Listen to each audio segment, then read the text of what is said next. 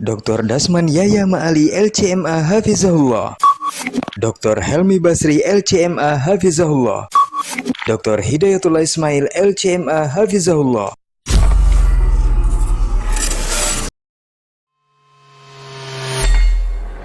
Di para sahabat itu, kaum muslimin, yang terbayang bagi mereka itu adalah infak, yang terbayang bagi mereka adalah sebuah kebahagiaan, keselamatan di akhirat yang kekal dan abadi di sisi Allah Tabaraka wa Ta'ala. Semua kita boleh klaim sekarang, kamu cinta Nabi, cinta Ustaz, cinta Nabi, cinta Ustaz, termasuk saya, cinta Nabi, cinta. Kapan tahunya? Besok di akhirat. Maka apa kata Nabi sallallahu alaihi wasallam? Amalur rajuli biyadih.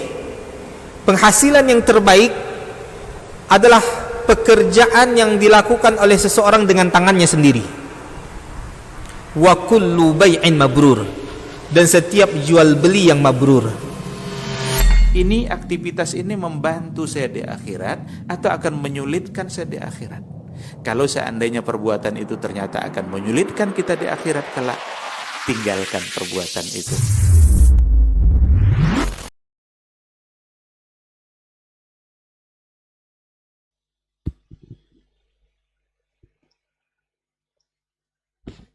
Baik.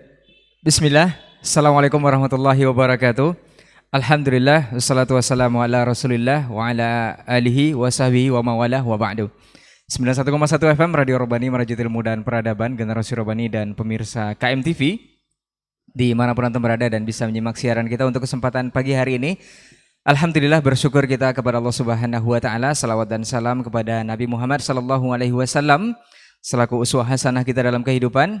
Dan kita senantiasa bermohon juga salawat ini selalu tersambungkan kepada seluruh keluarga beliau, kepada para sahabat-sahabat beliau, dan tentunya kepada orang-orang yang senantiasa istiqomah menjaga dan menjalankan ajaran serta sunnah-sunnah beliau hingga hari kiamat kelak. Baik, Generasi Robani dan pemirsa KMTV, kita kembali dimudahkan Allah untuk berjumpa di program Diktat, Dialog Keilmuan Islam bersama Ustadz. Dan Alhamdulillah untuk kesempatan hari ini kita sudah bersama guru-guru kita yang sangat luar biasa, para narasumber kita. Dan kita akan membahas sebuah judul atau bahasan yang kita beri tema, yaitu publish bukan vonis. Ini seperti apa dan bagaimana, nanti selama lebih kurang 1 jam ke depan masing-masing narasumber akan memberikan penjelasan terkait judul ini. Dan jika waktu memungkinkan nanti antum bisa juga bersoal jawab dengan mengirimkan pertanyaan di layanan WhatsApp kita di 0812 74 909 911. Baik, sebelum kita mulai dan untuk tidak memperpanjang mukadimah, kita sapa dulu guru-guru kita yang sudah hadir di studio. Ustadz Dr. Dasman Yahya Ma'ali LCMA Hafizahullah Ta'ala. Assalamualaikum Ustadz. Ahlan Ustadz, khair Ustadz ya. Naam, baik. Barakallahu fiik Ustadz. Kemudian Ustadz Dr. Hidayatullah Ismail LCMA Hafizahullah Ta'ala. Assalamualaikum Ustadz. Kabar baik Ustadz. Naam, barakallahu fiik Ustadz. Kemudian Ustadz Dr. Helmi Basri LCMA Hafizahullah Ta'ala. Assalamualaikum Ustadz. Sehat Ustaz ya. Baik, barakallahu fikum. Kemudian Generasi Robani pemirsa KMTV, untuk tidak memperpanjang mukadimah mengenai judul kita yang sepertinya membuat penasaran seperti apa dan bagaimana, kita akan dengarkan penjelasan yang pertama sekali dari guru kita Ustadz Dr. Dasman Yahya Ma'ali LCMA Hafizahullah Ta'ala. Fal yatafadhal mashkur Ustadz. Nah, barakallahu fikum.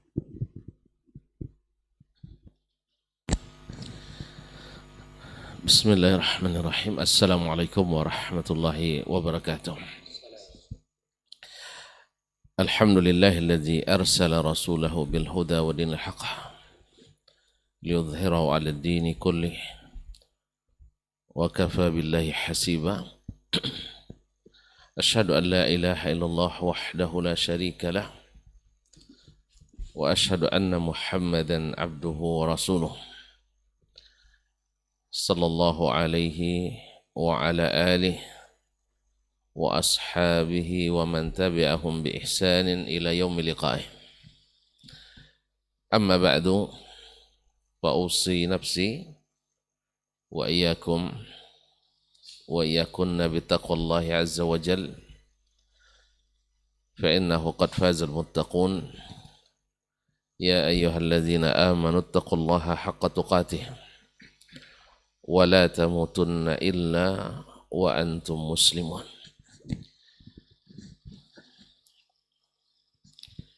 para masyayikh al-kiram, Fadilatul Dr. Hidayatullah Ismail wa Fadilatul Syekh Ustaz Dr. Helmi Basri, dan saudaraku yang sentiasa menemani di acara diktat ini, Saudara Rai Imran, hafidzakumullah jami'an, dan saudara-saudara yang ada di studio Rabbani dan KMTV, para pendengar, para pemirsa dimanapun berada yang sedang mendengarkan atau sedang menyaksikan dialog kita pada pagi yang berbahagia ini. Kaum muslimin dan muslimat, bersyukur kita kepada Allah Subhanahu wa taala, kita kembali diizinkan mengisi waktu-waktu ini, mudah-mudahan dengan yang bermanfaat. Kepada Allah kita memohon, Allahumma arinal haqqa haqqa warzuqna ittiba'ah wa arinal batila batilan warzuqna ijtinabah. Kepada Allah kita memohon, mudah-mudahan hati kita dijauhkan dari kecenderungan kepada kesesatan, lisan kita diluruskan dari mengucapkan yang dusta dan yang tidak benar, kemudian anggota tubuh kita ditundukkan untuk mengamalkan amalan yang saleh.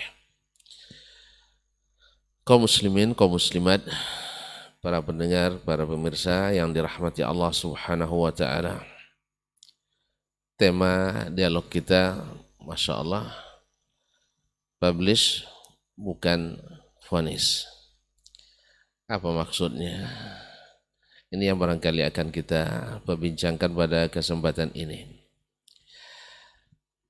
Sebagaimana para nabi, para rasul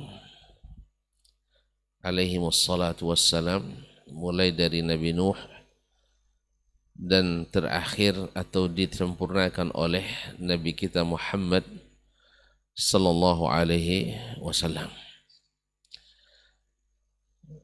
selalu mereka diutus di saat umat dalam kondisi yang tidak kondusif. Artinya mereka jauh melenceng daripada ajaran Allah Subhanahu wa taala, agama Allah dan ajaran bimbingan para nabi, yaitu dengan sedikitnya atau minusnya para ulama,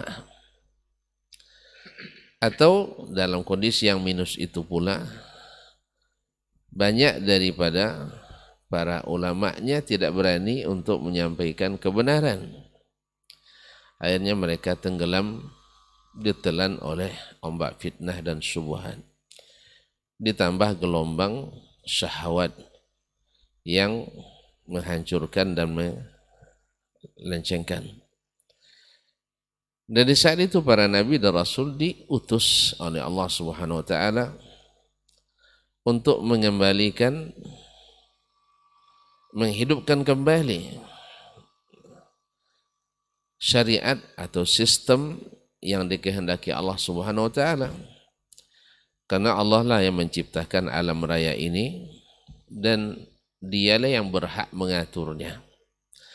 Dia yang telah menjadikannya dan dialah yang lebih mengetahui apa yang terbaik untuk mengatur sistemnya. Namun di saat manusia telah jauh dari ajaran dan terkikis dari hatinya iman, mereka tidak langsung percaya kepada para utusan. Sehingga para utusan itu pada umumnya dituduh dengan tuduhan yang bermacam-macam. Mulai daripada tuduhan mengatakan mereka atau merendahkan mereka dan agamanya, atau hendak membuat kerusakan di atas permukaan bumi, atau hendak menguasai atau menumpangkan kekuasaan yang ada dan akan mengambil alih kekuasaan yang sudah ada ini dan seterusnya. Di lain pihak mereka juga mengatakan bahwa para nabi dan rasul ini ingin mengatakan mereka saja yang benar, yang lain semuanya keliru dan salah. Kalau bahasa sekarangnya haram semua, katanya serba haram semua, serba bid'ah semua. Dan itu yang terjadi bahkan para nabi dan rasul itu kalau tak dihukum atau tidak dituduh berbohong, minimal dikatakan mereka adalah orang-orang yang tidak berpikiran dan wawasan yang luas, tidak punya sifat pemikiran yang visioner, yang memandang ke masa depan. Mereka lah hebat-hebat. Ini mulai dari Nabi Nuh alaihissalam. Ma naraka ittabaka illa alladhina hum araziluna badiyar ra'i. Yang melihat atau yang mengikuti kamu itu, hai Nuh, adalah orang-orang yang rendah-rendah, badiyar ra'i, yang tidak punya pemikiran yang maju. Kemudian di saat Nabi Nuh alaihissalam, ara'aitum in kuntu ala bayyinatin min rabbi. Bagaimana kalau seandainya saya datangkan, kalau kalian tadi bilang kami tidak berilmu nih, saya datangkan ilmunya. Wa in kuntu ala bayyinatin min rabbi. Lalu mereka ketika Nuh menyampaikan dalil-dalilnya, mereka pun mengatakan, ya Nuh qad jadaltana fa aktsarta jidalana. Sekarang justru mereka pula mengatakan kamu sudah terlalu banyak berdebat dengan kami. Ya, sudah cukup. Akhirnya mereka ujung-ujungnya juga mengatakan bahwa Nuh alaihissalam hanya hendak memvonis mereka sebagai ahli neraka dan pengikutnya adalah ahli surga. Oleh itu kaum muslimin dan muslimat dirahmati Allah, barangkali di saat umat hari ini, kalau kita melihat fenomena umat kita, umat Islam secara khusus, bukan seluruh umat manusia, pada umumnya tidak mengetahui tentang agamanya kecuali sedikit. Dan yang sedikit ini pun diketahui bukan dengan dasar ilmu yang dipelajari sejak kecil, tetapi adalah berdasarkan apa yang dilihat dan dicontoh begitu saja dari amalan turun-temurun, keyakinan turun-temurun. Maka ditambah lagi dengan terpecah belahnya umat dalam banyak golongan dan aliran. Sebab di saat masing-masing mengambil jalan, ya tidak lagi di atas jalan yang utama yang digariskan, pasti akan bermacam-macam aliran yang timbul. Ibaratnya sungai kalau diikuti terus jalan yang satu ini, mereka tak bercerai-berai, tapi ada yang ingin mengambil jalan pintas dengan alasan di sini lebih dekat dan sebagainya. Maka kaum muslimin dan muslimat dirahmati Allah SWT, kewajiban sadai hari ini, kewajiban ulama hari ini semakin berat dan kompleks, dan juga kadang-kadang menimbulkan kompleks di antara kita masyarakat. Misalnya di saat kita menjelaskan Nabi SAW menyebutkan iftaraqatil yahudu ala 71 firqah waftaraqatin nasara ala 72 firqah wa taftariqu hadhihi al-ummah ala 73 firqah kulluha fin nari illa wahidah. Umat ini akan terpecah belah menjadi 73 umat Yahudi terpecah menjadi 71 golongan, aliran. Nasrani terpecah menjadi 72 golongan atau aliran. Dan umat Islam akan terpecah pula menjadi 73 golongan. Lalu Nabi SAW mengatakan kulluha finnar, semuanya masuk neraka illa wahidah, kecuali satu. Subhanallah, ini kan di saat hadis ini kita sampaikan, dan hadis ini juga setiap golongan Islam menyampaikan. Kecuali kita menyampaikan, yang lain yang tidak sepaham dengan kita menyampaikan, semua menyampaikan. Sampai hadis wa inna kulla bid'atin dhalalah wa kulla dhalalatin, semuanya menyampaikan. Iyyakum wa muhdatsatil umur, semua menyampaikan, semua. Cuma semuanya dengan bersih dan pemahaman masing-masing. Nah, di saat menyampaikan ini, semua masuk neraka. Ini seolah-olah kita memvonis bahwa selain kita adalah neraka, dan kita mesti masuk surga. Nah, ini yang mesti kita dudukkan kaum muslimin dan muslimah dirahmati Allah. Ketika datang nas-nas seperti ini dan yang semacamnya,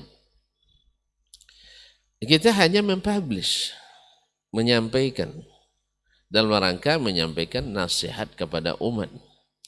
Karena apa? Karena kalau kita tidak sampaikan, kita merugi. Ya, innal insana lafi khusrin illa alladzina amanu wa amilus salihat, kecuali orang beriman dan amal saleh. Cukup enggak beriman dan beramal saja, itu belum cukup membuat kita menjadi orang yang tidak merugi. Sampai kita tawasau bil haqq, harus sering memberikan wasiat, saling menasihati, saling memerintahkan untuk melaksanakan yang hak. Resikonya apa? Mesti sabar, wa tawasau bis sabr. Nah, oleh itu sebahagian umat dini sepanjang masa melihat kita menyampaikan kebenaran menurut kita, yang menurut dia ada bukan kebenaran, maka seolah-olah kita dikatakannya telah memvonis selain kita sebagai orang yang semuanya salah. Padahal yang bicarakan hanya satu masalah. Jadi ada dhabit sebenarnya kaum muslimin dan muslimat dirahmati Allah. Ada masalah yang kita sampaikan, bukan semua masalah mesti seperti itu. Sebagaimana juga kaidah lazimul qauli laysa biqaul. Lazimnya atau konsekuensi suatu perkataan, yang mungkin akan jelaskan oleh Dr. Helmi lebih ini. Lazimul qauli laysa biqaul, artinya konsekuensi dari suatu ucapan itu tidak merupakan ucapan itu. Artinya misalnya saya mengatakan ini semuanya masuk neraka, ini kan hadis Nabi ini. Konsekuensinya kan selain yang saya yakini kan masuk neraka itu. Ya, bukan itu maksudnya. Tapi adalah bahwasanya selain kebenaran yang ditunjukkan oleh Nabi SAW itu yang masuk neraka. Kemudian masuk neraka di sini, apakah kekal atau tidak? Imam As-San'ani dalam Syarh Hadis Iftiraqil Ummah menukil dari Syekhul Islam Taimiyah rahimahullah. Sengaja kita menukil dari Syekhul Islam Taimiyah karena beliau ini kadang-kadang dituduh, kadang-kadang diajak kawan pula. Pas lagi yasinan diajak nih kawan nih, karena katanya yasin sampai gitu kan. Tapi pas lagi masalah akidah ini lawan berat. Allah musta'an. Dia mengatakan man za'ama annal firaq ats-tsintaini wa sab'ina mukhalladatun fin nari faqad akhta atau faqad khalafa al-Qur'an was sunnah wal ijma'. Siapa yang mengatakan bahwa firqah yang 72 itu kekal di neraka, dia sungguh telah menyalahi Al-Quran, menyalahi Sunnah, menyalahi ijma' ummah. Karena Nabi mengatakan bahwa ini umatnya, dan umat yang dimaksud di sini ummatul ijabah, bukan ummatul ad-da'wah. Nah, ummatul ijabah tidak ada yang dikekal dalam neraka. Cuman mereka potensi masuk neraka. Oleh sebab itu, maka kewajiban seorang dai, kewajiban seorang alim, seorang yang mengetahui menyampaikan kebenaran itu. Dan pasti ada akan menghadapi dua golongan orang. Satu menentang, satu melarang. Satu menentang, satu melarang. Kamu kok kepo sekali kan itu ya. Maka kita ingat kisah Bani Israel yang dulu dilarang oleh Allah SWT. Was'alhum 'anil qaryati allati kanat hadiratal bahri is ya'duna fi sabti id yabduna fi sabti istatihim hitanuhum yawma sabtihim wa yawma la yasbituna la ta'tihim, sampai pada ayat wa qala ta'ifatun wa lima ta'iduna qauman illahu muhlikuhum aw mu'adzibuhum adzabun syadid qalu ma'ziratan ila rabbikum wa la'allahum yahdharun.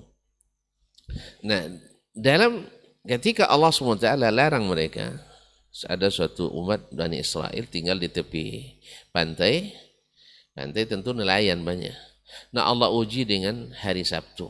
Hari Sabtu itu hari ibadahnya. Kalau kita hari Jumat, mereka hari Sabtu. Maka hari Sabtu itu mereka diuji Allah dengan banyak datang ikan.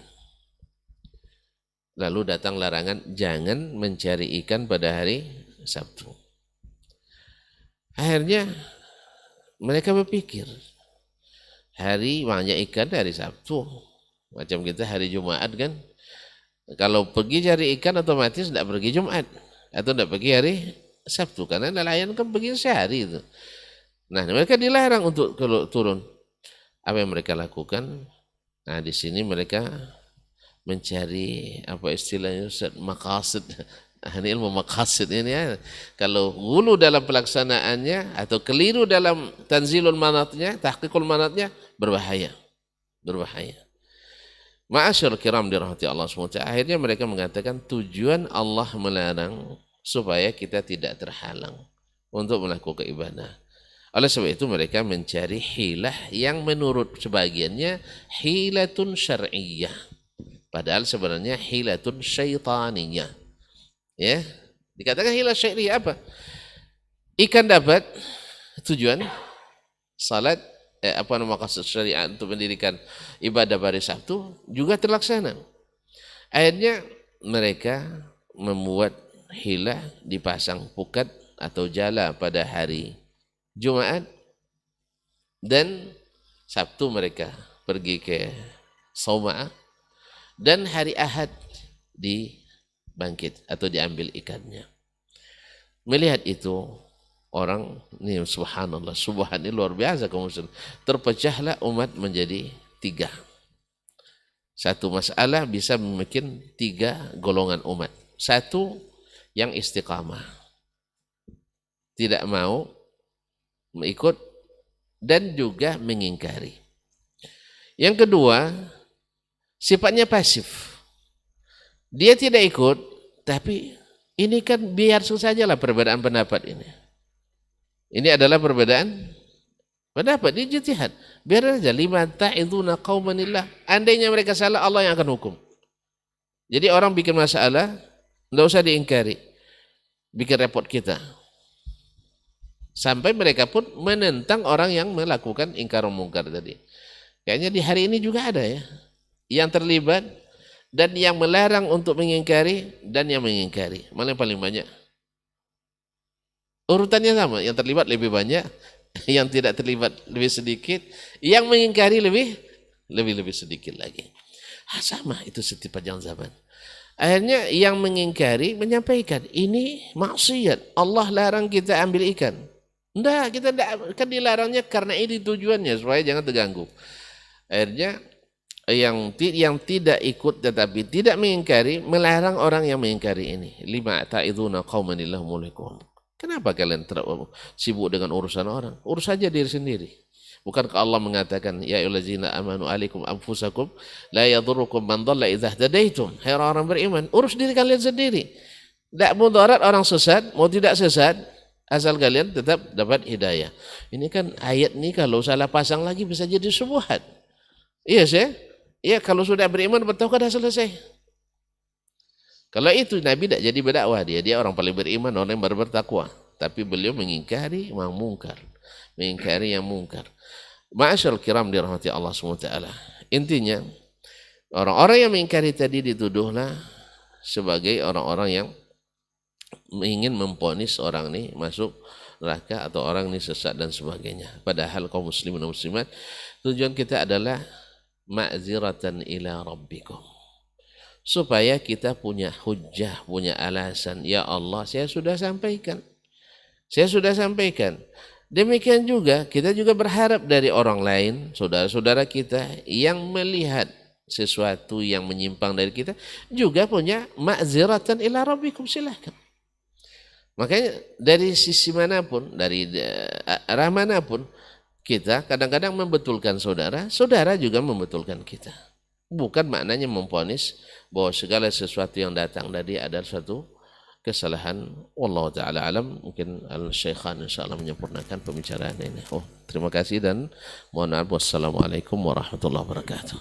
Waalaikumsalam warahmatullahi wabarakatuh. Barakallahu fikum Ustaz untuk pembukaan atau awal dari tema kita di Publish Bukan Vonis, dan kita akan lanjutkan selanjutnya penjelasan dari guru kita Ustaz Dr. Hidayatullah Ismail LCMA Hafizahullah Ta'ala. Falitafadhal masykur Ustaz. Naam. Bismillahirrahmanirrahim. Assalamualaikum warahmatullahi wabarakatuh. Alhamdulillahi rabbil alamin. Wassalatu wassalamu ala ashrafil mursalin wa ala alihi wa ashabihi ajma'in. Ashhadu an la ilaha illallah wahdahu la syarika lah wa ashhadu anna Muhammadan abduhu wa rasuluhu alladzi la nabiyya ba'dah. Allahumma 'allimna ma yanfa'una wanfa'na bima 'allamtana wa zidna 'ilma. Amma ba'd.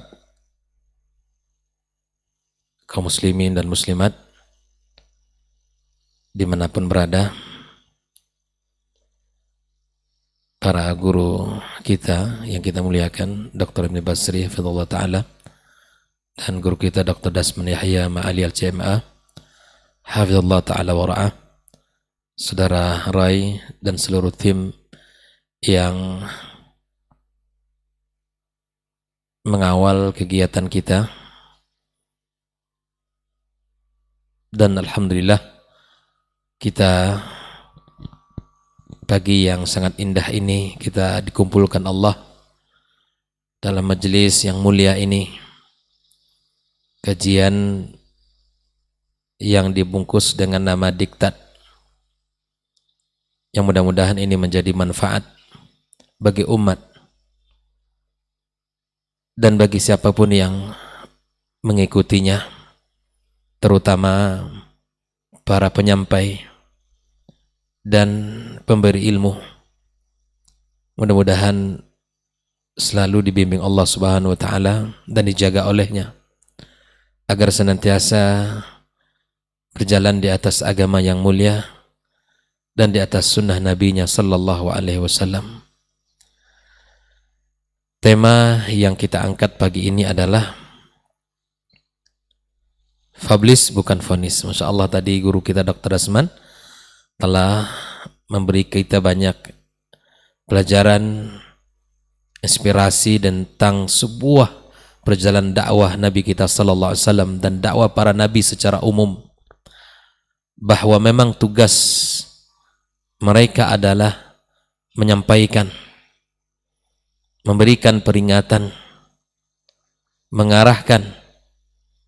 Dan itu sudah pasti bahwa di jalan kebaikan akan ada rintangan dan cobaan.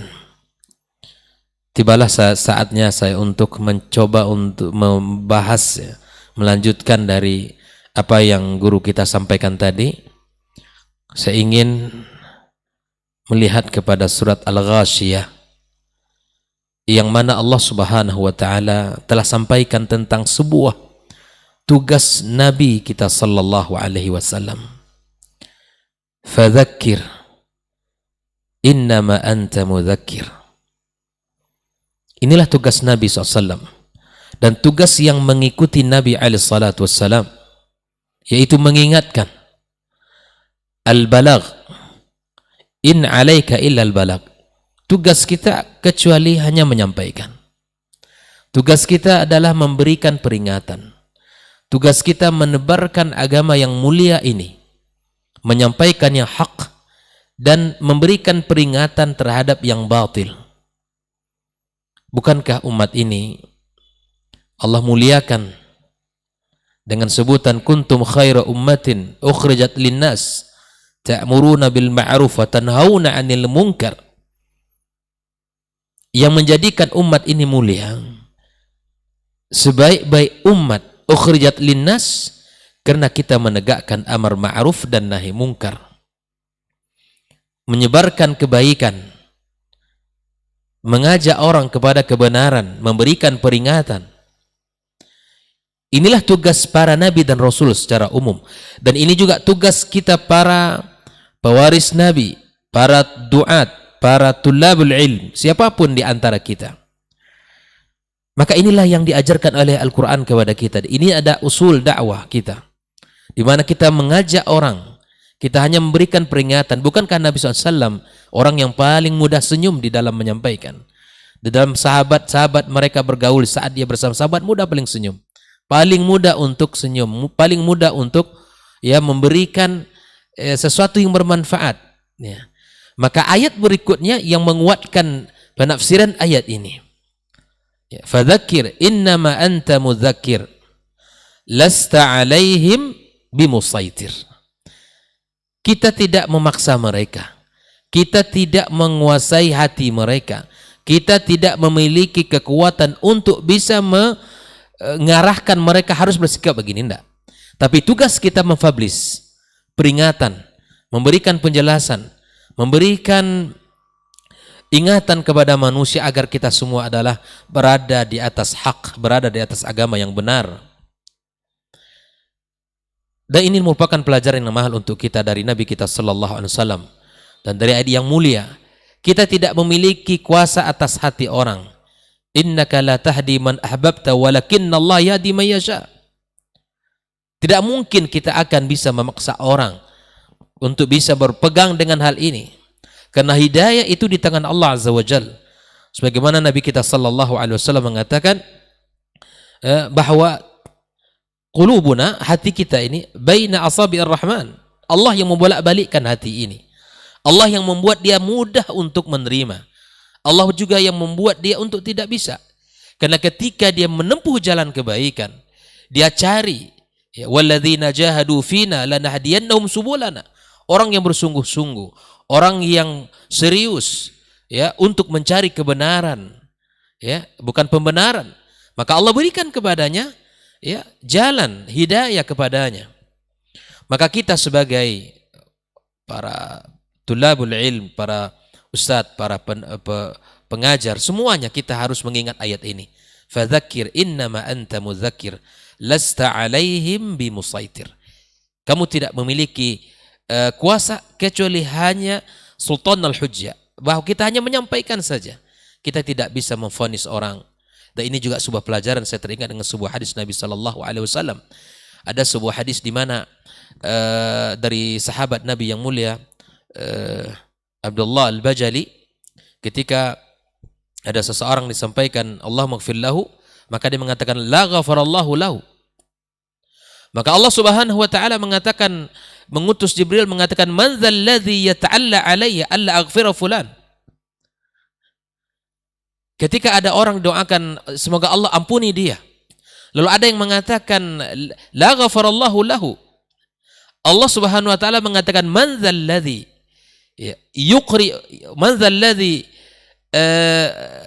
ladzi yata'alla alayya alla aghfira fulan faghafartu lahu ahbatu amalak. Subhanallah. Jadi ini adalah sebuah pelajaran. Siapa orang yang memastikan, yang bersumpah atas namaku, yang tidak aku ampuni fulan, aku ampuni fulan dan aku gugurkan segala amalmu, maka subhanallah. Dari hadis ini ada pelajaran yang sangat mahal untuk kita. Yang pertama, kita dalam menyampaikan kebenaran tidak sesuai, dalam menyampaikan kebenaran di mana kita tidak boleh menvonis orang engkau tidak diampunkan Allah, engkau tidak akan masuk surga, engkau tidak akan mendapatkan rahmat Allah. Tidak mungkin ini kita katakan. Jangan dituduhkan kepada yang mendakwahkan, yang menyampaikan hadis-hadis yang mungkin dari sisi kebiasaan masyarakat mungkin bertentangan dan mungkin ya menjadi sesuatu yang sangat sulit untuk diterima. Maka sesungguhnya yang menyampaikan bukanlah memvonis engkau tidak masuk surga, engkau tidak mendapatkan ampun Allah. Tidak. Kita telah mendapatkan dari hadis ini bahwa kita tidak boleh mengatakan sesuatu yang itu tugas Allah tabaraka wa taala. Ini pelajaran mahal untuk kita. Yang kedua, di mana juga kita tidak boleh merendahkan orang yang sedang terkubur dalam maksiat atau terjatuh dalam kubang maksiat. Kita tidak boleh merendahkan orang. Kita tidak boleh menganggap dia akan ahli nar. Dia akan kekal dalam neraka. Tidak mungkin itu kita katakan. Dan tidak boleh kita katakan. Karena Nabi telah mengatakan dalam hadis yang lain bahwa betapa ada orang dari awal kehidupannya, ya, amalan dia itu amalan surga, bahkan tidak ada jarak antara dia dengan surga kecuali sejengkal. Hanya kematian yang menghalangi dia.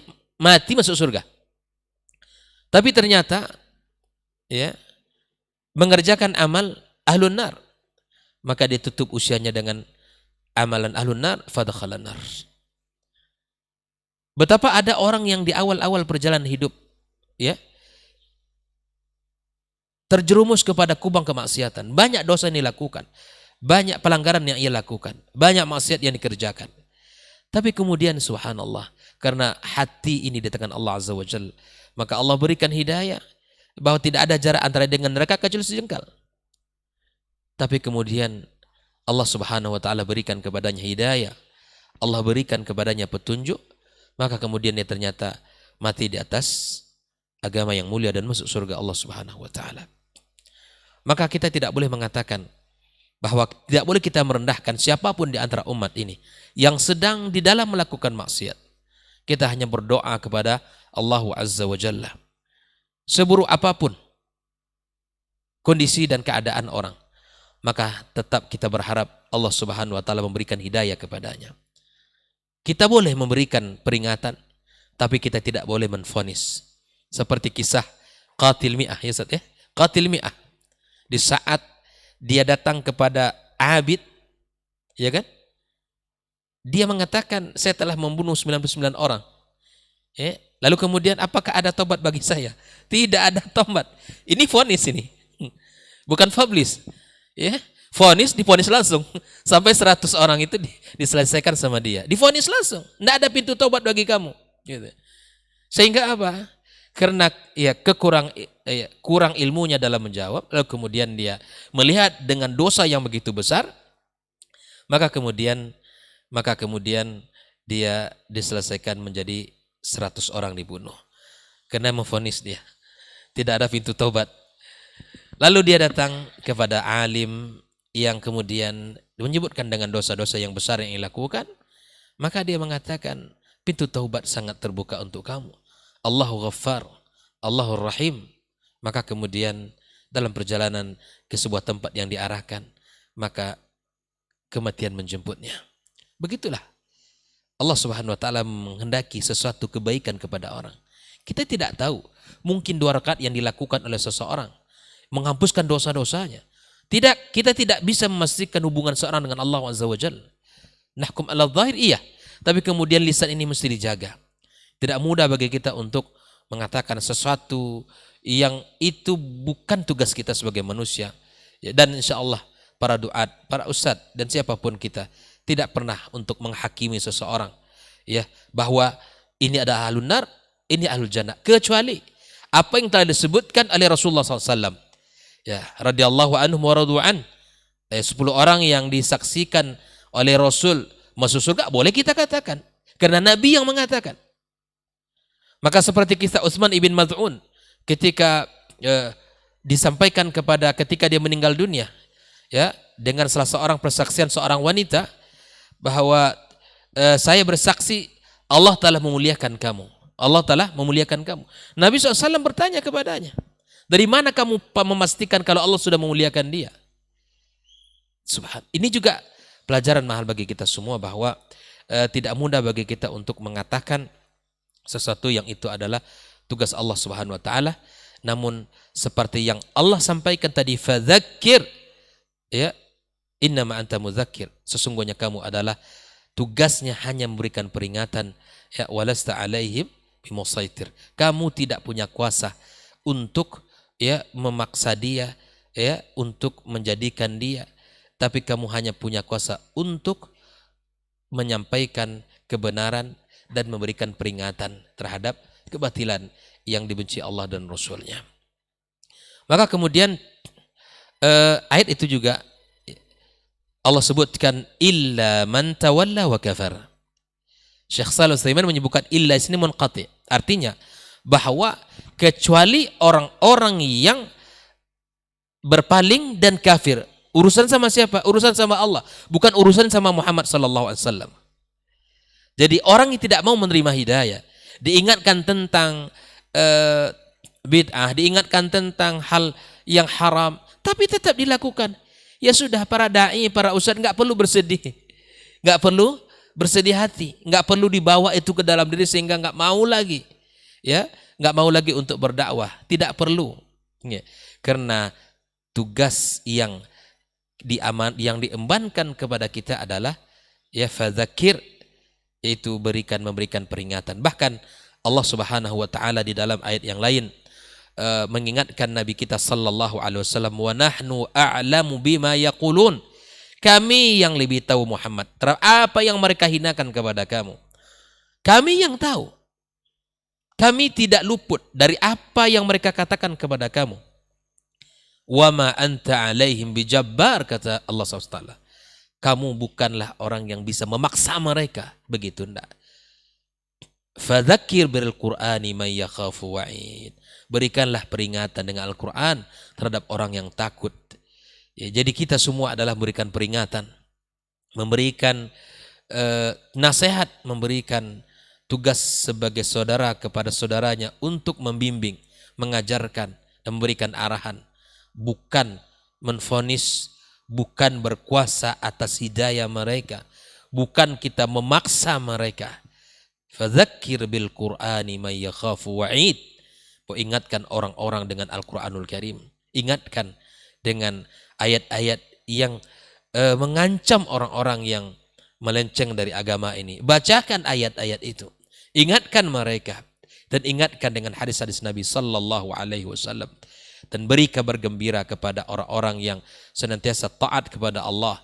Senantiasa berada di atas agama yang mulia. Maka insya Allah itulah tugas kita sebagai seorang da'i, sebagai seorang ustadz, sebagai seorang kepala rumah tangga. Fadzakir bil Qur'ani may yakhafu wa'id. Berkaitan dengan ayat ini juga, ikhwani wa akhwati fiddin, ini bisa kita aplikasikan dalam kehidupan kita. Bukan hanya berlaku untuk para ustadz, para duat saja yang harus bersabar di dalam dakwahnya, di dalam menyampaikan kebenarannya. Tetapi ayat ini juga bisa kita aplikasikan dalam kehidupan kita sebagai kepala rumah tangga, sebagai ayah terhadap anak-anak, atau sebagai suami kepada istrinya. Bukan sebagai seorang komandan yang keras suaranya, yang tidak terima dengan uzur dan kesalahan dan kekurangan anak dan istrinya. Tidak. Penuh dengan kelemah lembutan, penuh dengan kasih sayang. Bahkan Nabi Shallallahu Alaihi Wasallam bukan tidak pernah istrinya mendiamkan dia, bukan tidak pernah anak-anak, ya, kita dapatkan anak-anak yang senantiasa bermain dengan Nabi SAW. Bahkan cucu beliau, ya, naik ke atas punggung di saat beliau sholat, dan seterusnya. Bahkan beliau disambut oleh anak-anak ketika Nabi SAW datang ke kota Madinah. Subhanallah, ini adalah kelemah lembutan. Ini adalah kasih sayang yang ditunjukkan oleh Rasulullah SAW. Ini adalah tugas qudwah hasanah yang telah Allah sebutkan di dalam ayatnya, laqad kana lakum fi rasulillahi uswatun hasanah. Baik itu dalam ucapannya baik itu dalam perbuatannya, baik itu bahkan terkadang dalam keputusannya. Dalam keputusan, ya. Kita lihat dalam keputusan yang diambil Rasulullah SAW di saat Ibn Mu'adz yang diminta oleh orang Yahudi untuk menjadi hakim. Ya kan? Ketika diminta ya, hakim, maka diminta oleh mereka Sa'ad bin Mu'adz yang dianggap oleh mereka masih dekat hubungan. Karena Islam baru beberapa tahun kemudian dikira masih ingatlah dengan jasa-jasa selama mereka bergaul. Tapi kemudian ya, kemudian diserahkan oleh Nabi SAW bagaimana Mu'adz memutuskan. Maka diputuskan oleh Mu'adz radhiyallahu ta'ala Nabi mengatakan, laqad hakamta bima anzalallahu minas sama. Engkau telah berikan putusan yang telah Allah turunkan dari langit. Subhanallah. Masih banyak bab-bab yang mana Nabi kita SAW ya di dalam kehidupan para sahabat. Dalam surat di akhir surat Al-Fatah juga Allah sebutkan ya. Ya walladzina ma'ahu asyidda'u 'alal kuffari ruhama'u bainahum. Ini yang dicontohkan Nabi SAW. Ya. Asyidda dengan musuh-musuhnya bersikap tegas. Tidak ada yang namanya basa-basi dalam urusan agama. Yang hak ya hak, yang batil batil. Tapi ketika sesama mereka ruhama, penuh dengan kasih sayang, penuh dengan ithar. Bahkan kisah Abdurrahman Sa'ad ibn Rabi, kisah yang masyhur di tengah-tengah kehidupan kita. Tidak hanya harta yang dia kasih, tidak hanya rumah yang diberi, bahkan istri yang dia punya dia akan ceraikan. Habis masa idah engkau nikahkan dia. Wa yusiruna ala anfusihim walau kana bihim khasasa. Subhanallah. Ini ithar.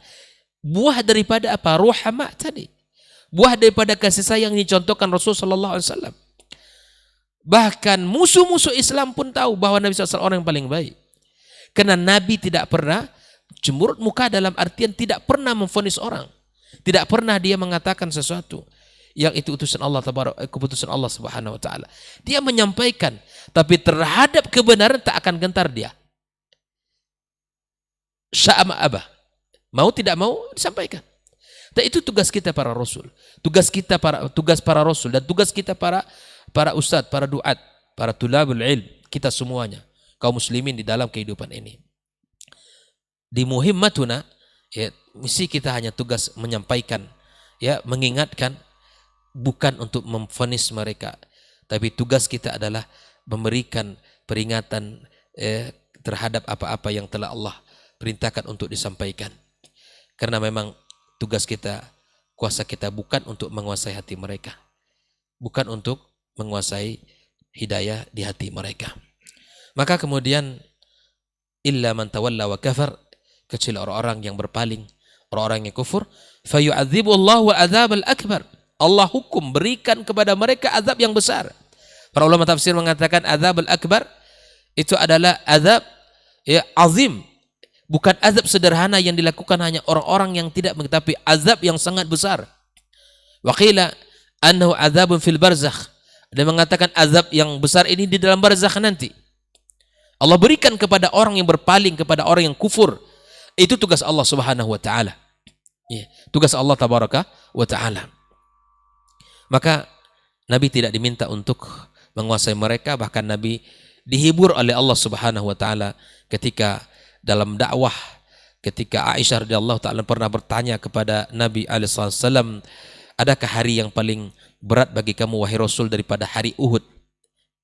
Kisah yang pertanyaan yang terjadi dari Aisyah radhiyallahu taala anha, karena Nabi sangat bersedih dengan kekalahan kaum muslimin dan meninggalnya Hamzah ya di saat perang Uhud. Maka Nabi mengingatkan sebuah peristiwa ya, sebuah peristiwa yang telah terjadi di masa yang lampau. Kata dia, ada peristiwa yang sangat membuat saya paling bersedih di dalam kehidupan, yaitu di saat saya mendatangi ahli Taif. Ketika aku berharap di situ mereka menerima dakwah ini, ketika aku sampaikan mereka dengan senang hati menerima dakwah ini, tapi kemudian aku diusir, kemudian aku dilempari, bahkan oleh sufaha, oleh orang-orang yang tidak berakal, mereka pun ikut ya melempari Rasulullah SAW, sampai Nabi didatangi oleh malaikat menawarkan kepadanya tentang apa yang mereka lakukan itu dibalas dengan diangkat 2 bukit besar ditimpakan kepada mereka. Tapi lihatlah Nabi SAW, karena Nabi faham dengan kondisi tugasnya hanya menyampaikan, tidak memvonis mereka, tidak membenci mereka. Maka ucapan indah dari lisan beliau, inni la arjullah, aku berharap kepada Allah, ayukhrija min aslabihim, agar Allah keluarkan dari tulang sulbi mereka anak keturunan ya'budullah wa la yusyriku bihi syai'a, orang-orang yang beribadah kepada Allah Subhanahu wa taala, bukan orang-orang yang mensyirikkan Allah azza wa jalla. Maka kesabaran itu adalah bagian yang tidak boleh terlepas daripada kita menjalankan urusan dakwah ini. Kemudian Allah katakan, inna ilaina iyabahum thumma inna alaina hisabahum. Maka segala urusan yang kita lakukan di dunia ini akan berujung semuanya kepada Allah Subhanahu wa taala. Para duat yang mengajak kepada kebenaran, yang mengajak kepada kebaikan, maka akan menerima kebaikan dari Allah Subhanahu wa taala. Tapi kemudian ketika ada orang-orang yang tidak menerima dan terus berada di atas jalan keburukan, maka sungguh bagi Allah lah ya akan ada hisab untuk mereka. Kita tidak boleh mengatakan bahwa antum adalah ahlun nar, antum adalah ahlul jannah, boleh, kecuali memang berdasarkan nas-nas yang telah disampaikan oleh agama yang mulia ini.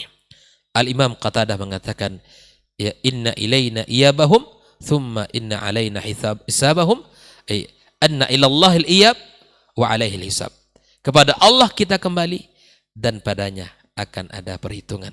Allah yang akan menghitung, Allah yang akan melihat apa yang dikerjakan. Mudah-mudahan tugas-tugas mulia para duat, para ustadz, para masyayikh,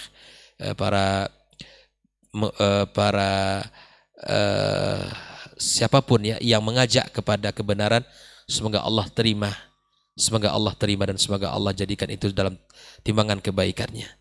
Karena akan sangat merugi orang-orang yang telah menyampaikan kebenaran, yang telah mengajak kepada kebaikan, lalu kemudian amal tidak diterima Allah Subhanahu wa taala. Terakhir saya akan katakan, dengan kemajuan teknologi ya, dengan adanya Facebook, Instagram, YouTube dan lain sebagainya, maka mari kita ambil fadzakir tadi. Mari kita ambil bagian dalam memberikan peringatan.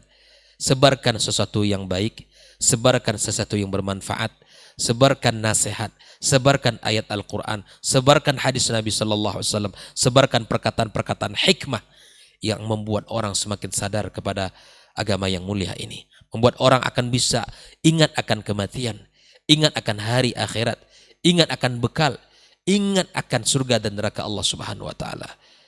Fama baluna, ya, jangan kita anggap peduli, jangan anggap remeh satu kebaikan, kalimat yang disampaikan.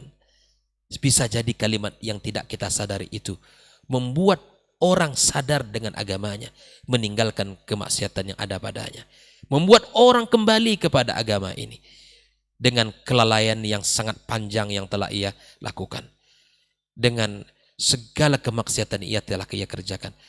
Ketika Anda mengingat men-share satu ayat, satu hadis, satu kalimat hikmah, bisa jadi dia mendapatkan hidayah dengan kalimat itu, dan bisa jadi kalimat itu yang menjadikan Anda menjadi orang yang beruntung di sisi Allah Subhanahu wa taala. Dan berhati-hatilah dalam menyebarkan sesuatu. Sebarkanlah yang bermanfaat, tinggalkan yang tidak bermanfaat, karena hidayah di tangan Allah Subhanahu wa taala. Terima kasih. Wassallallahu ala nabiyyina Muhammadin wasallam. Subhanakallahumma bihamdika asyhadu an la ilaha illa anta astaghfiruka wa atubu ilaik. Wassalamualaikum warahmatullahi wabarakatuh. Waalaikumsalam warahmatullahi wabarakatuh. Baik, barakallahu fikum Ustaz untuk materi kita, lanjutan materi, dan Masya Allah semakin jelas bahwa maksud publish dan bukan vonis ini seperti yang sudah disampaikan tadi. Tapi kita akan dengarkan lebih lanjut penjelasan dari guru kita, Ustaz Dr. Helmi Basri LCMA Hafizahullah Ta'ala untuk kesempatan berikutnya. Kita persilakan, fal yatafadhal mashkur Ustaz. Nah.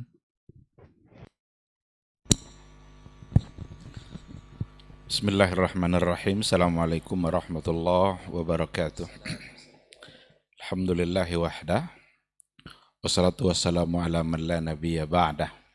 Asyhadu an la ilaha illallah wahdahu la syarikalah wa asyhadu anna Muhammadan abduhu wa rasuluh. la nabiyya wa la rasula ba'dah.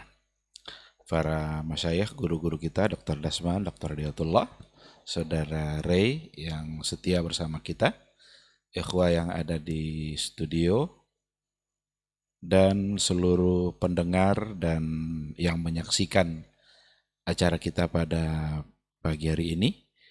Mudah-mudahan kita semua senantiasa mendapatkan bimbingan dari Allah Subhanahu wa taala untuk tetap istiqamah berada di atas jalan yang benar. Mari sama-sama kita bersyukur pada Allah Subhanahu wa taala. Alhamdulillah pada pagi hari yang penuh berkah ini kita kembali diizinkan oleh Allah Subhanahu wa taala untuk melaksanakan sebuah kegiatan yang kita sebut dengan diktat. Mudah-mudahan ini bisa memberikan manfaat kepada kita bersama untuk memahami dan mengenali apa yang menjadi kewajiban-kewajiban kita dalam beragama. Dan mudah-mudahan waktu yang kita gunakan untuk mengikuti acara ini bisa bernilai ibadah yang akan menjadi saksi kebaikan-kebaikan kita di hari mahsyar kelak. Jangan pernah bosan untuk bersalawat dan salam untuk Rasulullah Sallallahu Alaihi Wasallam. Allahumma salli ala Muhammad wa ala ali Muhammad. Sosok figur yang diutus oleh Allah Subhanahu wa taala untuk menyampaikan sebuah risalah, dan beliau telah mengorbankan segala-galanya untuk kesempurnaan risalah itu. Maka hendaknya dialah yang kita taati, dialah yang kita tauladani, dialah yang kita harus jadikan standar dan ukuran kebenaran untuk setiap sikap dan tindakan keseharian kita, baik af'al maupun akwal, baik dalam bentuk perbuatan ataupun dalam bentuk perkataan, sehingga standar kita jelas, ukurannya jelas, dan disitulah letak kebenaran itu. Mudah-mudahan kita semua di Yaumul Mahsyar bisa berbahagia dengan mendapatkan syafaat dari beliau. Baik para pendengar Rabbani dan pecinta KMTV serta ikhwah sekalian dimanapun berada yang dimuliakan Allah, tema kita pada pagi hari ini adalah publish bukan ponis. Tema yang singkat yang sesungguhnya muatannya adalah padat dan sangat penting memang untuk kita bahas, agar tidak muncul dugaan-dugaan bahwa ketika ada seorang da'i, ketika ada seorang ustaz yang menyampaikan sebuah hukum, lalu terkadang muncul dugaan bahwa itu adalah sebuah ponis. Padahal bukan. Seorang ustaz itu hanya menyampaikan apa yang telah pernah disampaikan oleh Rasulullah Sallallahu Alaihi Wasallam, dan apa yang telah pernah disampaikan juga oleh generasi-generasi sesudahnya. Jadi hanya mengikuti langkah mereka saja. Dan itu memang harus disampaikan. Ketika ada perbuatan-perbuatan yang kata Rasul itu akan berujung kepada kekufuran, maka harus disampaikan memang. Dan itu bukanlah sebagai ponis takfir. Takfir itu luar biasa berat tanggung jawabnya.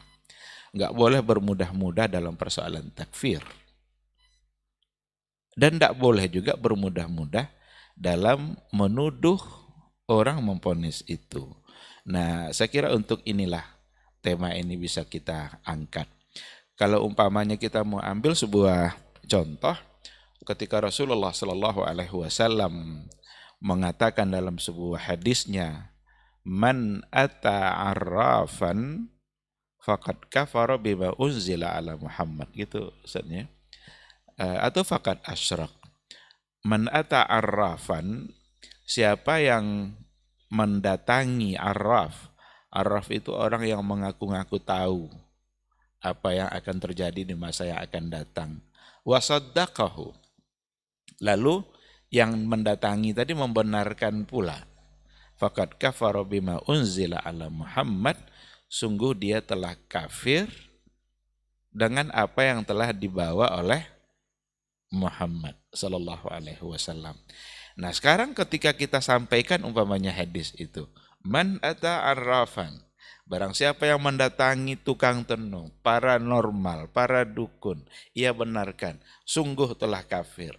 Apakah itu artinya sedang menghukum kafir semua orang-orang yang datang ke tukang tenung itu? Tentu tidak. Ini kan hukum umum yang datang dari Rasulullah Sallallahu Alaihi Wasallam. Ini bukan ponis, bukan ta'in, bukanlah untuk menyatakan setiap individu bahwa mereka telah kafir. Kenapa demikian? Karena mungkin yang datang itu belum pernah mengetahui hukum mendatanginya. Atau barangkali yang sudah datang itu mungkin salah dalam memahaminya. Atau salah mendapatkan penjelasan dari mubalik yang lain. Atau begini, atau begitu. Ada banyak alasan. Nah, oleh karena itu, ketika ada hukum-hukum umum seperti ada pada hadis yang disampaikan, itu sesungguhnya bukanlah sebagai sebuah ponis. Nah, karena banyak orang yang nuduh-nuduh seperti itu. Mudah kali untuk mengkafirkan orang. Mudah kali untuk menghukum orang masuk neraka karena pelaku bid'ah. Hadisnya kan sudah jelas. Tapi itu bukan berarti ponis untuk semua mereka. Secara satu persatu individu mereka semua sudah dihukumkan sebagai masuk neraka. Tentu tidak. Tidak itu maksudnya. Tapi jangan tidak disampaikan. Harus disampaikan bahwa sesungguhnya Rasul dulu menyampaikan begitu. Kita sebagai pengikutnya tentu harus juga menyampaikan. Oleh karena itu, yang perlu diperbaiki sebenarnya adalah perasaan kita. Jangan merasa bahwa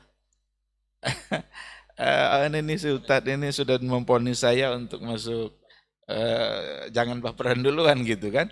Ini berarti ini pelaku bid'ah masuk neraka. Kalau seandainya begini langsung masuk neraka. Padahal yang dibuat adalah baik. Sekali lagi sikap kita. Maka yang penting sisi ini yang ingin saya coba angkat dalam tema kita pada pagi hari ini, karena sisi yang lain saya kira tadi sudah cukup luas dibahas. Bagaimana seharusnya mauqif kita amamal haq. Sikap kita di hadapan al-haq itu seperti apa? Ada penjelasan yang sangat luas disampaikan oleh Syekh Muhammad bin Saleh Al-Munajjid tentang mauqifuna amamal haq. Sikap kita di hadapan al-haq itu seperti apa? Jangan nanti merasa tersinggung lalu menuduh. Itu sikap yang tidak baik. Justru kita harus punya sikap yang jelas. Belum memberikan penjelasan, mauqif amamal haq itu secara garis besar ada dua. Ada mauqifu ahlil iman, ada mauqifu ahlil batil. Nah, setelah itu nanti baru kita coba lihat kita kira-kira masuk kepada ahlul iman atau kepada ahlul batil. Dan lagi-lagi ini juga bukan ponis. Karena nanti setelah disebutkan ahlul batil itu begini, ternyata saya begini berarti saya ahlul batil. Nah, ini lagi-lagi membawa perasaan dia terjebak kepada perasaan, tapi sikap yang harus diluruskan. Kata beliau kalau mauqif ahlul haq, ahlul iman, amamal haq itu ya jelas kan, al-iman wa taslim. Harus percaya, harus menerimanya. Kemudian juga at-tamassuk was-sabatu 'alal haq. Dia berpegang teguh, kemudian as-sabat. Konsisten dia, kokoh dia, tegak kokoh di atas al-haq. Tidak sekedar itu saja, mahabbatul haq. Dia cintai kebenaran itu, kemudian ad-da'watu ilaih. Dia mengajak kepada al-haq itu. Nah, ahlul iman itu ketika disampaikan sebuah kebenaran, baik dari Al-Quran maupun dari hadis-hadis Rasulullah Sallallahu Alaihi Wasallam, sikapnya harus yang tadi itu, al-iman bihi wa taslim. Dia terima, nggak boleh dia tolak, karena penolakan itu nanti dari ahlul batil. Coba tengok kisah Isra Mi'raj umpamanya, kisah yang sangat terkenal itu. ketika disampaikan oleh Rasulullah Sallallahu Alaihi Wasallam di pagi harinya bahwa dia malam tadi berisra Mi'raj sampai ke Masjidil Aqsa, sampai pula ke ke Sidratil Muntaha, lalu turun ke bawah sebelum fajar masuk dia sudah sampai lagi ke kota Mekah. Ini cerita sangat aneh bagi orang-orang ahlul batil. Maka mereka menolak itu, Abu Jahal menolak kan. Ini gila, apalagi yang datang dari kamu ini, wahai Muhammad. Dikiranya kegilaan baru yang disampaikan oleh Nabi Muhammad. Ditantangnya Nabi Muhammad ketika itu, kamu mau enggak kalau saya sampaikan cerita ini kepada masyarakat? Mau, kata Rasul. Bagus, silahkan disampaikan. Maka jadilah Abu Jahal itu iklan gratis untuk peristiwa Isra. Nabi santai-santai aja, enggak lagi sibuk-sibuk dia menyampaikan. Kan seharusnya Nabi yang menyampaikan, kan enggak? Ada promosi gratis dari Abu Jahal. Karena dia menolak dan menantang, dikiranya Nabi akan takut nanti orang-orang tidak akan mempercayainya. Tapi sampai kepada Abu Bakar, ketika sampai berita itu kepada Abu Bakar As-Siddiq radhiyallahu anhu, satu aja kata kunci yang disampaikannya. Yang ngomong siapa katanya? Yang ngomong ya dia, kawan kamu itu katanya. Dibilang oleh Abu Bakar, la in kana huwa qail la sadaq. Kalau dia yang ngomong pasti benar. Inilah mauqif ahli iman. Ini sikap ahli iman di hadapan al-haq, di hadapan kebenaran.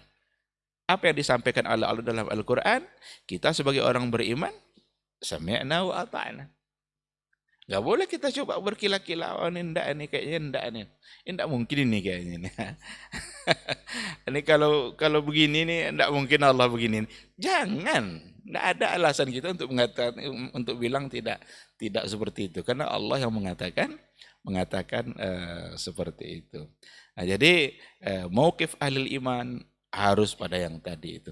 Sikap ini yang harus ada.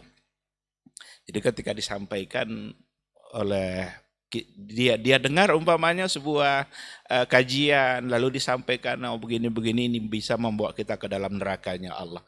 Jangan justru menuduh, ini ustaz nih ahlut takfir, ini ustaz nih ahlut tabdi', ini ustaz nih pemegang kunci neraka, kunci surga. Tidak ada kita yang memegang kunci neraka, kunci surga. Hanya Rasul saja yang bisa menentukan si fulan masuk surga.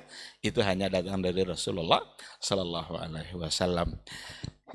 Yang harus dihindarkan itu adalah mauqif ahlil batil. Apa mauqif ahlil batil? Ada banyak poin. Kita tidak akan memberikan penyebaran secara panjang lebar, tapi tentu saja intinya kebalikan dari yang tadi itu. Ahlul batil itu sikapnya di hadapan al-haq. Yang pertama sekali adalah dia akan menolak dan mendustainya.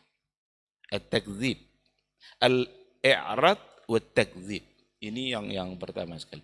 Maka Abu Jahal menunjukkan sikapnya tadi itu terhadap kebenaran Isra Mi'raj yang disampaikan oleh Nabi. Padahal Nabi yang ngomong kan, sebelum beliau diangkat jadi Rasul, semua mereka percaya Nabi itu adalah Al-Amin. Nabi itu orang yang sangat amanah.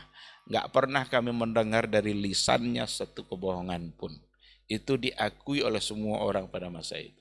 Tapi ketika yang disampaikannya justru Al-Haq, yang disampaikannya justru adalah Al-Quran, yang disampaikannya justru adalah pesan-pesan agama yang datang dari Allah, ternyata hilang semua keyakinan mereka sebelumnya, dan mereka al-i'rad wa takdzib.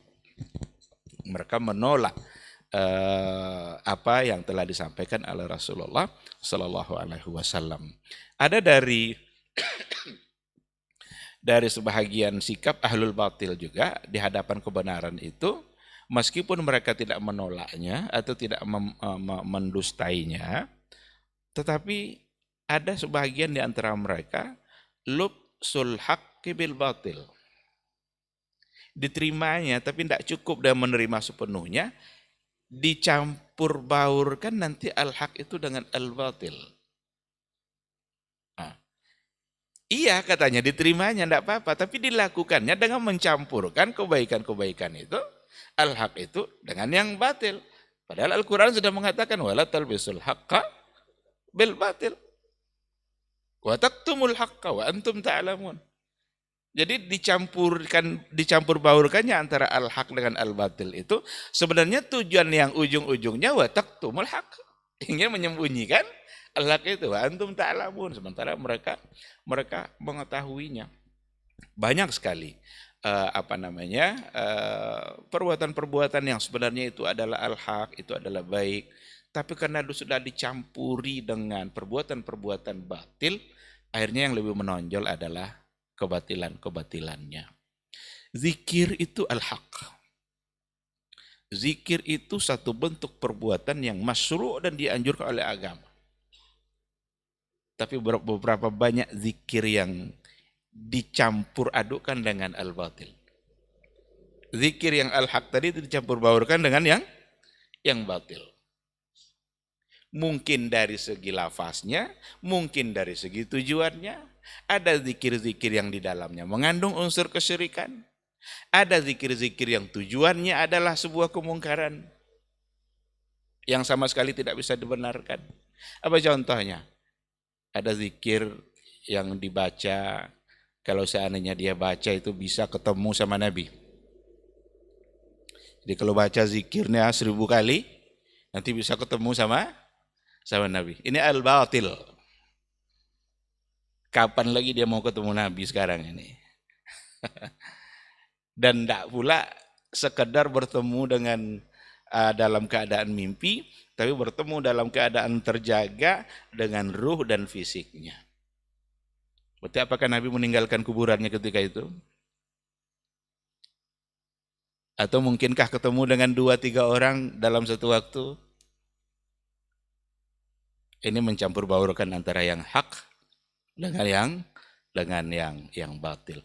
Dan ini mauqif yang tidak boleh ada. Ketika sudah ada satu kebenaran, udah terima seperti apa yang diajarkan oleh Rasulullah SAW, dan jangan dicampur adukkan dengan kebatilan. Nah, ini tentu contohnya nanti akan sangat banyak sekali. Tapi kita akan akan ambil inti-intinya saja. Ada juga di antara mauqif yang masuk dalam kategori ahlul batil itu adalah tatabbu' zallatil ulama. Tatabbu' zallatil ulama itu mengikuti zallatil ulama itu apa kira-kira mau diartikan itu? Ada ketergelinciran fatwa yang dari para ulama, itu kadang yang diikuti. Yang semua bilang begini, tapi ada satu di antara mereka yang dulu sempat mengatakan bahwa begini boleh, tidak mengapa. Yang kebolehan yang tadi itu yang coba dibesar-besarkan, dan itu yang jadi dipegang. Jadi kata para ulama juga, man tatabba'a zallatil ulama faqad tazallaq. Barang siapa yang mengikuti zallatil ulama, kalau ada orang yang mencoba yang dalam masalah ini diambil pula oleh dia yang paling mudah yang ini, yang dalam masalah lain diambil pula nanti yang paling mudah, padahal yang ulama jumhur tidak mengatakan seperti itu, faqad tazallaq. Itu bentuk dari kedurhakaan, ketergelinciran dalam beragama. Nabi tidak pernah ada, pada sahabat juga tidak pernah ada, pada tabi'in juga tidak pernah ada. Tiba-tiba adalah seseorang di antara mereka pada masa berikutnya yang mengatakan boleh. Oh, rupanya ada di antara mereka yang mengatakan boleh. Ya udahlah, ini aja lah. Apalagi kalau itu memang sudah beredar di masyarakat. Ini ciri-ciri mauqif ahlil batil. Tapi jangan dituduh ponis. Oh, berarti Ustadz ini sudah menuduh ini adalah halal batil. Anda, kita tidak memponis, kita mengajak untuk merubah sikap. Mari kita rubah sikap kita. Jangan seperti itu. Karena ahlul haq itu sikapnya jelas gitu. Ada lagi pada poin yang berikutnya itu, mauqif al-batil itu at-ta'n fil ulama. At-ta'n fil ulama. Ketika mereka sudah tidak bisa lagi membantah kebenaran-kebenaran yang ada, karena jelas berdasarkan kepada dalil yang ada, kekuatan dalil dimiliki oleh para ulama-ulama besar itu, pindah pada sikap yang berikutnya, at-ta'n. Saksiyatul ulama itu yang dicederainya. Saksianya, kepribadian ulama itu yang dimaki-makinya. Ini ulama, ini orang biasa aja, ini bukan seorang yang alim. Ini hanya tukang jam saja. Ini hanya berapa banyak orang mencela Ibnu Taimiyah karena mereka tidak mampu untuk berhujjah di hadapan Ibnu Taimiyah. Semua firqah-firqah itu menghujat Ibnu Taimiyah karena Ibnu Taimiyah punya erat untuk semua firqah itu. Untuk Syiah ditulisnya sebuah buku. Untuk orang-orang Sufi ditulisnya pula sebuah buku. Untuk orang-orang Mu'tazilah ditulis pula oleh dia buku-bukunya. Tidak bisa mereka membantah karena kuat sekali hujahnya. Pindah kepada sikap berikutnya, orangnya yang dimaki-maki. Ada pula yang anak-anak kecil hari ini yang ingin menghina-hina Ibnu Taimiyah. Dia bukanlah seorang ulama, padahal dia sendiri belum sampai mungkin seukuran sehelai rambut Ibnu Taimiyah, mungkin dia belum sampai ke tingkat itu. Tapi dia sudah berani untuk memaki-maki, menghina Ibnu Taimiyah. Ini semua adalah bagian dari sikap-sikap yang tidak benar di hadapan al-haq. Oleh karena itu, kalau seandainya ada al-haq di hadapan kita, dan al-haq di sini jelas kan, Al-Quran dan Sunnah Rasulullah SAW, sebagaimana yang dipahami oleh generasi yang mendapatkan garansi dari Allah Subhanahu wa Ta'ala. Kalau itu yang ada di hadapan kita, sikap kita harus ambil sikap ahlul iman, imani, terima, pegang baik-baik, amalkan, cintai, ad-da'wati ilaih, dan sebarkan. Jangan yang terjadi justru adalah kebalikannya. Ditolak, didustai, atau dicampur adukkan nanti al-haq itu dengan yang batil, atau dihalangi orang untuk mengamalkannya, atau nanti dicela-cela orang-orang para ulama yang telah menyampaikannya. Itu semua adalah bagian dari sikap yang tidak baik. Nah, karena itu, ikhwati fillah, apabila ada al-haq, sikap kita terima, dan ketika kita menyampaikan bahwa ini adalah al-haq dan yang selain itu adalah salah, itu bukanlah sebagai sebuah ponis terhadap orang-orang tertentu, karena itu adalah bukan pekerjaan kita. Kita hanya sebagai duat, tapi kita tidak bisa memberikan ponis apapun. Itu semua kita serahkan kepada Allah. Justru ketika kita menyampaikan sesuatu perbuatan bahwa itu salah, kita bukan menuduh orangnya masuk neraka, tapi ingin agar sama-sama selamat dari nerakanya Allah, karena memang tugas kita adalah saling mengingatkan. Ini mungkin sedikit sebagai tambahan yang bisa saya sampaikan. Mudah-mudahan dapat dipahami, dan sekali lagi, apa yang saya sampaikan tidak sedang memponis si A ahlul haq dan si B ahlul batil, tidak. Semua kita menginginkan agar berada pada jalur yang benar.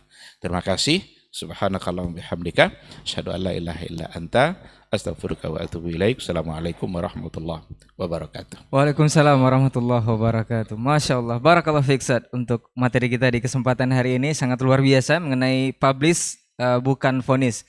Sudah jelas bahwa publish ini adalah mungkin untuk kita yang mengetahui kebenaran secara hak dari Al-Quran dan Sunnah serta pemahaman para sahabat. Sementara vonis tadi adalah job desk-nya Allah, Ustaz, ya. Itu adalah ketentuan dari Allah Subhanahu wa Ta'ala untuk memvonis segala sesuatu sesuai syariatnya.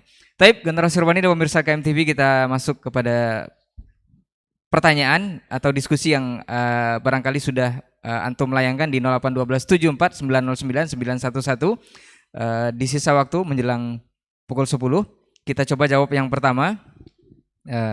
Bismillah, Assalamualaikum warahmatullahi wabarakatuh, Ustaz. Ustaz, mohon nasihat untuk saya atau kami yang baru belajar, kenapa terkesan kasar, Ustaz, dan ngegas dalam menyampaikan kebenaran yang sudah diketahui? Apakah kami salah majelis, salah guru, atau salah ilmu, Ustaz? Bukankah ada cara atau ilmu dalam hal menyampaikan kebenaran ini, Ustaz?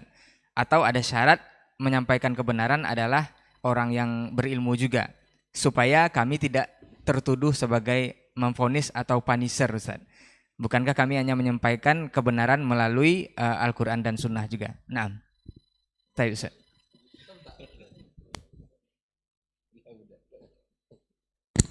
Ini karena saya mulai, terpaksa mulai juga. Bismillah wassalatu wassalamu ala rasulillah wa ala ahlihi wa sahbihi wa mawala wa ba'du. Masya Allah, syukran li ashabil fadilah masyayikh wa syukran li akhi sa'il. Siapa nama tadi? Tanpa nama. Inti pertanyaannya, kenapa kita yang pemula biasa agak lebih konfrontatif dibanding dengan yang lain atau frontal sebagainya daripada yang senior-senior. Sebenarnya ikhwani fillah, di bidang apapun yang semangat itu selalu mulai di awal tinggi sekali. Tinggi. Kalau kita lihat para angkatan bersenjata, tentara misalnya, ya yang memang yang sangar-sangar itu yang kopral-kopral memang. Dan itu harus ada. Makanya ketika ada sebagian kawan, pimpinan tertinggi ikut model seperti itu, saya katakan jangan. Kalau mau marah, suruh anak buah yang marah. Nanti kita yang pura-pura mendamaikan. Gitu. Tapi kalau sudah jenderal turun, siapa lagi? Dikerjain kita. Oleh sebab itu, kalau untuk bagian yang seperti itu, jangan suruh yang senior-senior. Tapi kalau yang senior juga masih punya perangai kopral seperti ini, harus diulang latihan lagi nampaknya. Itu biasa. Dalam silat, ilmu bela diri juga seperti itu. Ban-ban putih, ban-ban kuning, itu tentu akan lebih agresif dibanding dengan yang sudah dan, apalagi sudah sampai dan 7 dan sebagainya. Itu biasa. Dalam proses dakwah, dalam ilmu misalnya juga, orang yang awal-awal baru paham nahwu sharaf itu akan lebih gencar untuk menyalahkan dan sebagainya daripada yang sudah lebih mendalam. Itu biasa. Demikian juga dalam dakwah. Nabi alaihissalam kita lihat dalam banyak proses dakwah yang dihadapi.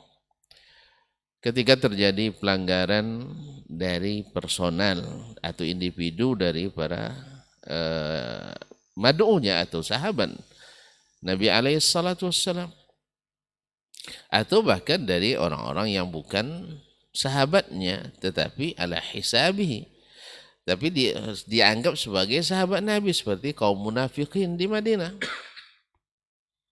atau dengan orang-orang yang menjadi musuh musyrikin misalnya. Dalam beberapa proses dakwah juga Nabi SAW juga bersikap lebih arif dan lebih hikmah. Sebagai contoh, ketika terjadi perjanjian Hudaybiyah misalnya, perjanjian Hudaybiyah, dalam perjanjian itu salah satu klausulnya bahwa Nabi SAW harus balik ke Madinah, padahal sudah sampai lebih kurang 60 kilo lagi menuju Mekah dari jarak 400 lebih. Nah, sahabat, di antara sahabat ada yang tidak mau terima ini, tidak mau terima. Tapi Nabi SAW menenangkannya, seperti Umar tidak mau terima. Kalau kita gampur saja mereka, kita kan punya kekuatan, tidak. Nabi SAW tidak mengatakan tidak. Ketika ditulis dalam perjanjian, ditulis oleh Ali bin Abi Thalib, awalnya Muhammad Rasulullah, Urwah bin Mas'ud Ats-Tsaqafi mengatakan, kalau kamu Rasulullah tidak ada lagi kita berperang, katanya. Tidak ada lagi, kalau kami akui sebagai Rasulullah, kami tidak percaya kamu itu Rasulullah. Mereka percaya sama Allah tapi tidak percaya pada Muhammad SAW sebagai utusan Allah. Akhirnya suruh hapus. Juga sahabat tak mau terima yang ini. Tapi Nabi SAW, saya tetap Rasulullah sekalipun tidak ditulis oleh mereka dan sekalipun tidak diimani oleh mereka sebagai Rasulullah.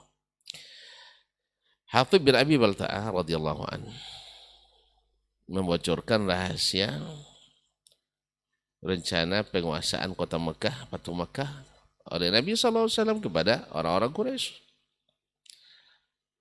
Nabi SAW dapat didatangi Jibril, surat dikirim melalui seorang wanita. Di tempat itu Nabi mengirim Ali dan seorang sahabat kalau tidak salah Muhammad bin Maslamah Al-Ansari.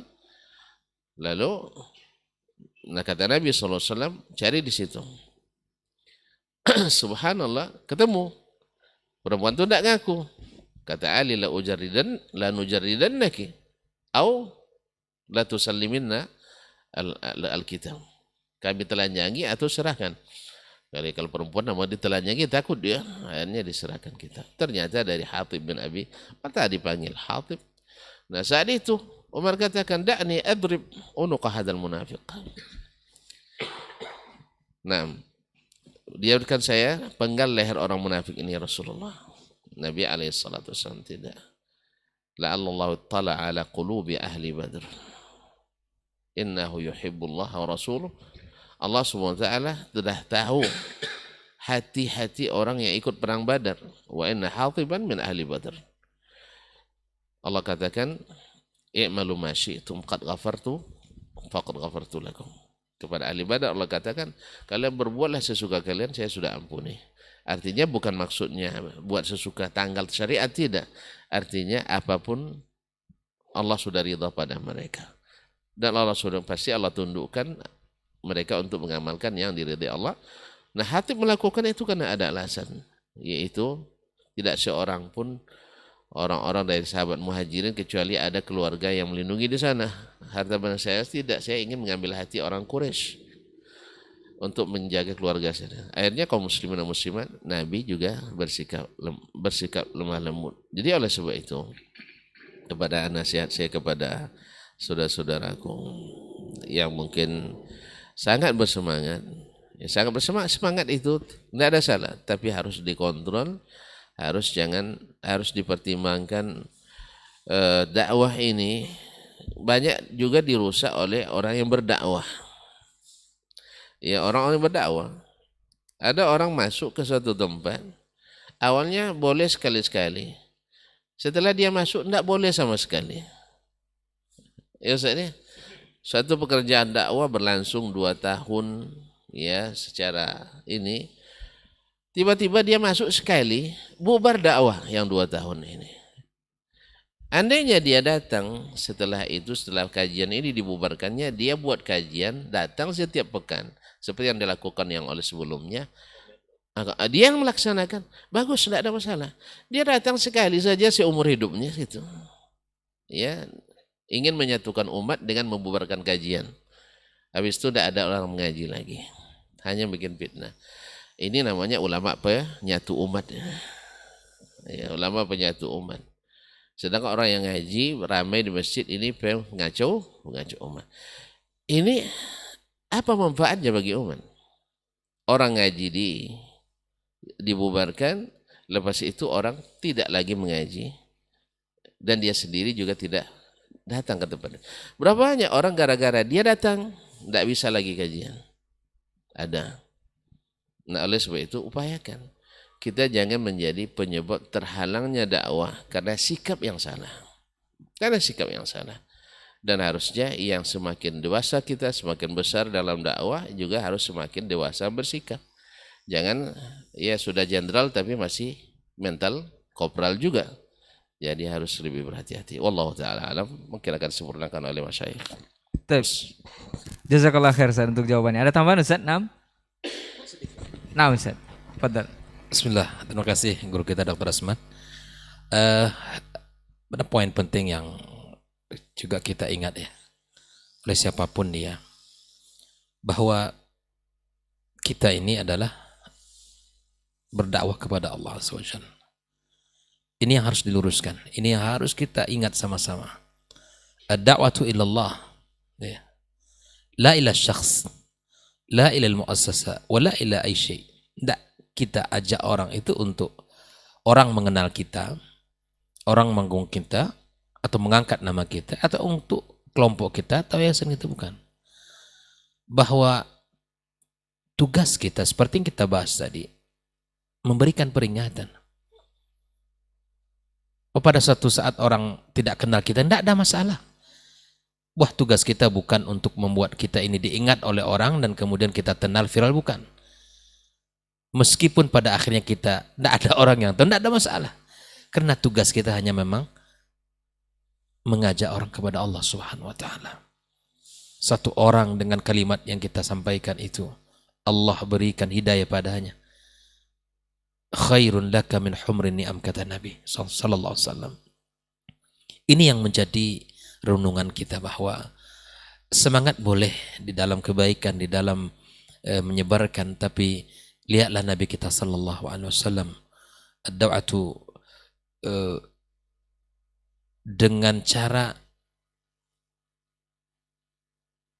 yang lemah lembut, dengan cara yang ucapan kata-kata yang terjaga, yang terpelihara, bil hikmah wal mau'izatil hasanah.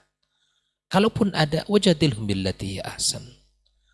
Ini yang perlu diingat teman-teman semua dimanapun dan siapapun kita, bahwa kita berdiri di atas dakwah yang tujuannya satu, Allah Subhanahu wa taala. Bukan untuk yang lain, bukan ada kepentingan dunia kita, bukan ada kepentingan ya pribadi kita, bukan ada kepentingan yayasan kita, kelompok kita. Maka itu akan merugilah orang-orang yang hanya da'watu ila syakhs. Ya, ketika ada orang yang selama ini bersama dalam dakwah, kemudian ya ada sesuatu yang tidak disukai, jangan habiskan seluruh kebaikan orang dengan kesalahan satu, kesalahan yang pernah ia lakukan. Allah saja menerima uzur, masa kita sebagai sesama makhluk tidak menerima uzur orang? Ketika orang sudah berdakwah sekian panjang, bersamanya sekian lama, lalu kemudian kita datang sebagai orang yang menghalangi dia karena ada yang tidak kita sukai dari sikapnya kepada kita. Itu urusan pribadi, tapi jangan dakwah ini menjadi rusak gitu. Jangan dakwah ini menjadi terhalangi orang untuk menikmati kebaikan, merasakan kebaikan dari dia. Wallahu taala alam. Taib, jazakallah khair Ustaz untuk jawabannya dari pertanyaan yang sudah disampaikan. Sepertinya cukup untuk di studio. Ada pertanyaan? Pas? Nah, sepertinya untuk hari ini kita cukupkan program diktat kita mengenai publish dan bukan vonis. Mudah-mudahan kita bisa memahami bersama bahwa tugas kita hanya menyampaikan kebenaran sesuai ilmu yang sudah kita dapatkan juga dari para guru-guru kita ataupun para dai-dai kita yang juga menyampaikan sebenarnya menyampaikan kebenaran sesuai Al-Quran dan Sunnah dan pemahaman para sahabat. Bukan, sekali lagi, bukan memvonis seseorang si A ataupun si B adalah melakukan perbuatan yang sesat atau menyesatkan atau bahkan masuk ke dalam nerakanya Allah Subhanahu wa taala. Mudah-mudahan kita beroleh manfaat dari yang sudah kita bahas untuk kesempatan pagi hari ini. Jazakallahu khairan Ustaz untuk ilmunya. Afwan untuk semua salah kata dan khilaf bicara. Kita tutup dengan doa kafaratul majelis dan insya Allah kita pekan depan akan bertemu lagi dengan tema yang berbeda. Subhanakallahumma wa bihamdika asyhadu an la ilaha illa anta astaghfiruka wa atubu ilaik. Wassalamualaikum warahmatullahi wabarakatuh. Dr. Dasman Yaya Ma'ali LCMA Hafizahullah, Dr. Helmi Basri LCMA Hafizahullah, Dr. Hidayatullah Ismail LCMA Hafizahullah.